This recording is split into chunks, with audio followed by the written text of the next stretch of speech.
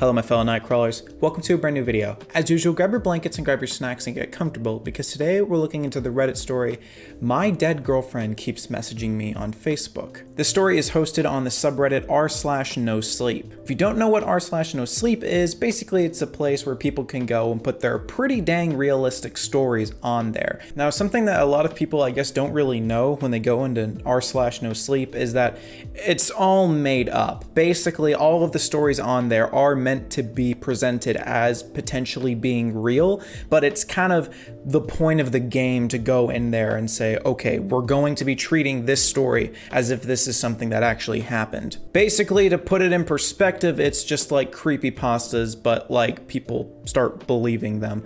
Actually, I guess technically people believe that creepypastas were real, so I don't know. This post is 7 years old and I have tried to reach out to the author so that way I can give them proper financial compensation for their story, to no avail with a response, but I will link the story down itself, and also the author's name is Nate SW.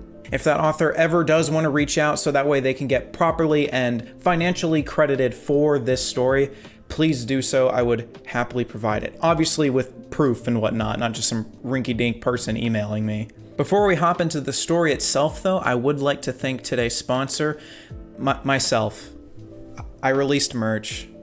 Isn't that cool? I have this design not only put on a white, but a black shirt. I have it on a sweatshirt and a hoodie as well. Just head to nightcrime.com and you can hit the merch tab and then you can purchase it yourself. Again, that is nightcrime.com. If you actually do get a shirt and you want to post yourself with the shirt, feel free to do so and tag me on whether that be Twitter or Instagram, and I will happily show it off on my page. But anyway, ladies and gentlemen, let's hop into the story. Our story opens off with this title. My dead girlfriend keeps messaging me on Facebook. I've got the screenshots, I don't know what to do.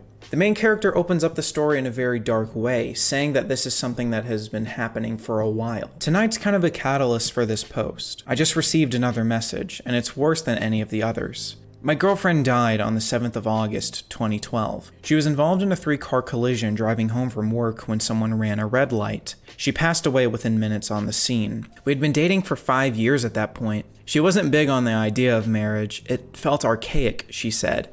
Gave her a weird vibe. But if she had been, I would have married her within 3 months of our relationship. She was vibrant, the kind of girl that would choose dare every time. She was happiest when camping, but a total technophile too. She always smelled like cinnamon. That being said, she wasn't perfect. She always said something along the lines of, if I cark it first, don't just say good things about me. I've never liked that. If you don't pay me out, you're doing me a disservice.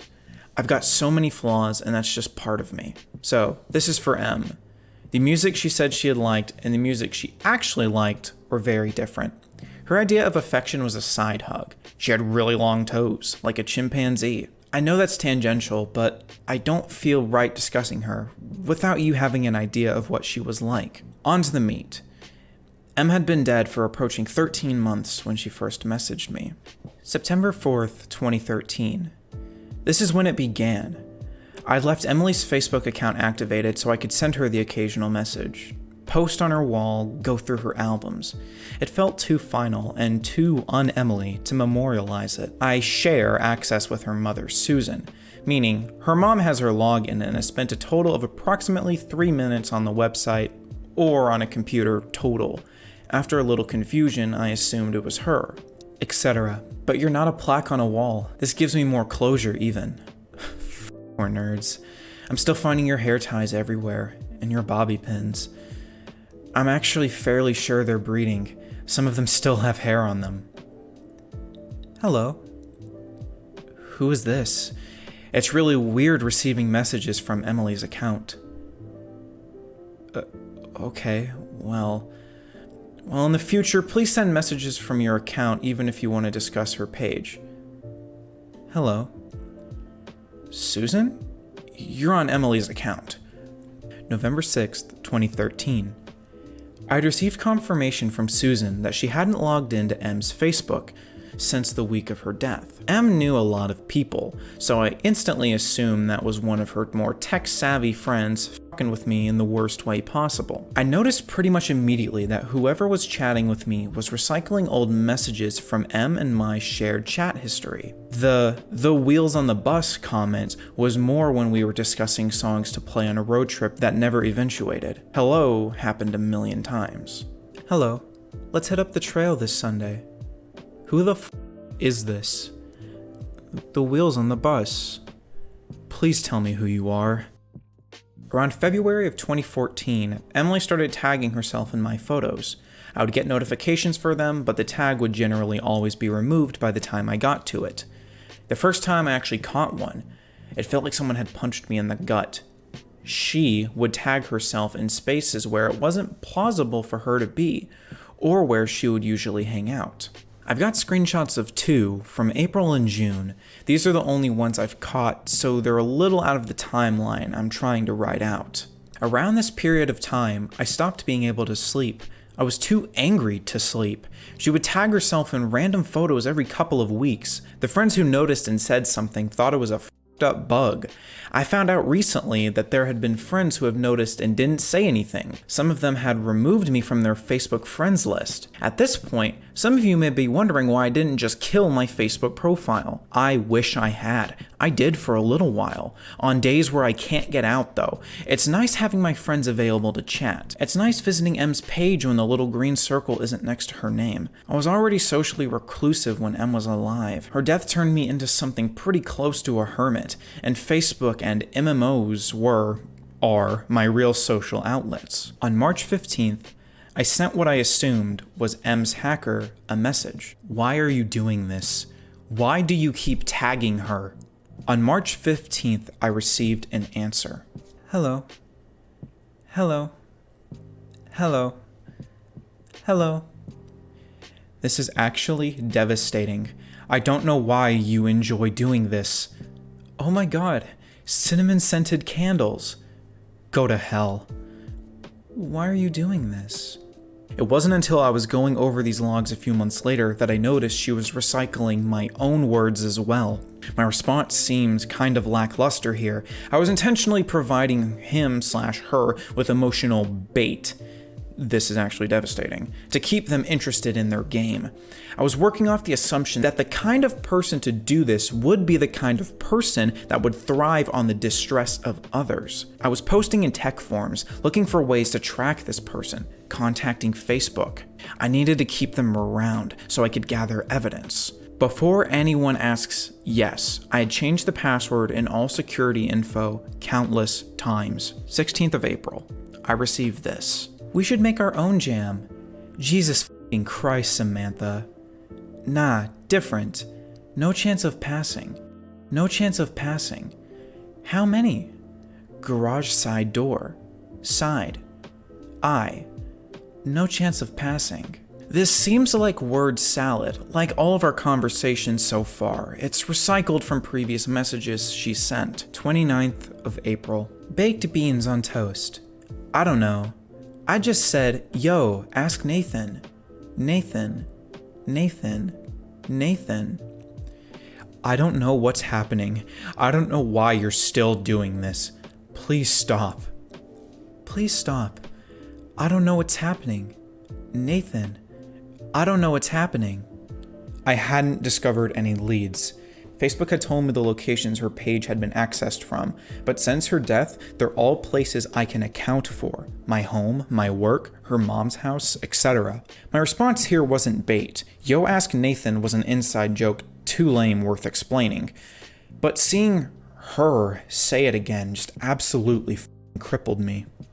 My reaction in real life was much less prettier. I'm not expecting my bond back. Her last few messages had started to scare me, but I wouldn't admit it at this point. 8th of May. I don't really have the words for this. -12, -15. My jumper's in the dryer and it's really cold out. Really cold out. Cold. Cold.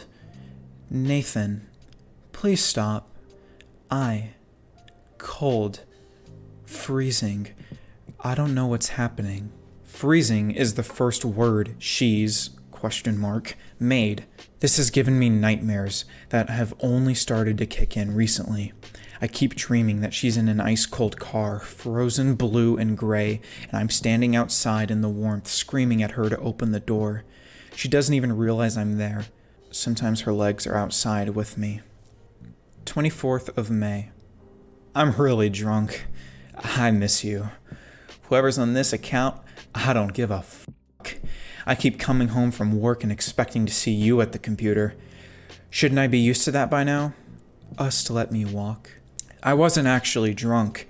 She wasn't an affectionate girl, and it always embarrassed her to exchange I love yous, cuddle, talk about how much we meant to each other. She was more comfortable with it when I was boozed up. I got fake drunk a lot. Her reply is what prompted me to finally memorialize her page, thinking it might help curb this behavior. It might seem innocuous compared to her previous message. It's pasted from an old conversation when I was trying to convince her to let me drive her home from a friend's. In the collision, the dashboard had crushed her.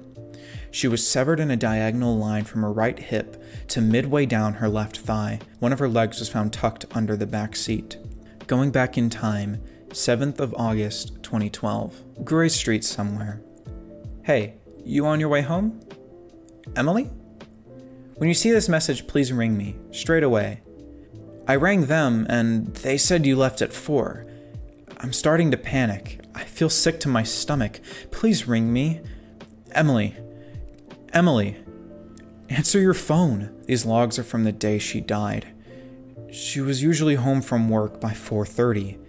This, alongside a couple of voicemail messages, is the time I talked to her under the assumption that she was alive. You'll see why I'm showing you these soon. Yesterday, 1st of July, 2014. I memorialized her page a couple of days after. Hey, you on your way home? Emily. When you see this message, please ring me, straight away. Please stop. I rang them and they said you left at 5. I'm starting to panic. Please stop. Cold. Emily. Emily. Answer your phone. I don't know what's happening. Cold. Freezing. I memorialized her page a couple of days after I received the message about walking. Until today, she'd been quiet. She wasn't even tagging herself in my photos. I don't know what to do anymore. Do I kill her memorial page? What if it is her? I want to puke. I don't know what's happening. I just heard a Facebook alert. I'm too scared to swap windows and check it. Update. I checked the alert. This was the message. Freezing. That's my door. That's my computer. It's taking from outside.